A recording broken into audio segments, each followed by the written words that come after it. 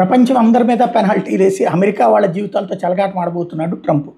ప్రతి వస్తువు మీదన, ప్రతి దేశం మీదన టారిఫ్లు పెంచుకుంటూ పోతే ఆ రేటు కొనుక్కునేది అమెరికా ప్రజలు. ₹100 వస్తువు ₹130, ₹150 కొనుక్కునే కర్మ ఆ దేశ ప్రజలకు పడుతుంది. ఆ కామన్ సెన్స్ కూడా లేదు.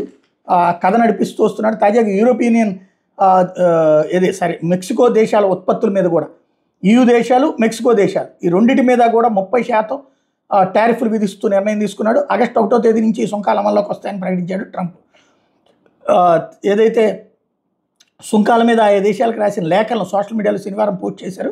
అక్రమ వలసదారులు, మత్తు పదార్థాలు అమెరికాలో ప్రవేశించకుండా నిరోధించడానికి మెక్సికో ప్రభుత్వం తమకు చక్కగా సహకరిస్తోంది. మెక్సికో రాసిన లేఖలో ట్రంప్ ప్రశంసిస్తూ మత్తు పదార్థాల నియంత్రణ మరింత కృషి చేయాల్సిన అవసరం ఉందని మెక్సికో ప్రభుత్వాన్ని సూచించాడు. అలాగే EUతో అమెరికాకు వాణిజ్య లోటు ఉందని, ఇది తమ జాతీయ భద్రతకు ముప్పేనని తేల్చి చెప్పారు. ఈ లోటును పోడ్చడానికి కలిసికట్టుగా పనిచేద్దామని EUకు రాసిన లేఖలో పిలుపునిస్తూ అమెరికా ఉత్పత్తుల మీద EU దేశాలు అధికంగా టారిఫ్లు విధిస్తున్నాయని అసంతృప్తి వ్యక్తం చేశారు. ఆయన అప్పటిదాకా 24 దేశాలతో పాటు 27 దేశాలతో కూడిన EU మీద టారిఫ్లు ప్రకటించారు. మరికొన్ని దేశాల మీద సుంకాలను త్వరలో ప్రకటించే అవకాశం ఉంది. ఏ 2 దేశాల మధ్యనైనా సరే టారిఫ్లు ఒకే రకంగా ఉండాలని ట్రంప్ వాదిస్తున్నారు.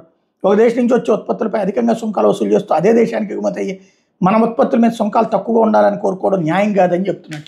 నీ దేశంలో ఎక్కువ ఉన్న దాని మీదన నా దేశంలో అవసరమైతే కొంటాను, నా దేశంలో ఎక్కువ ఉన్న వాటికి నీ దేశంలోకి అమ్మితే ప్రాబ్లం లే.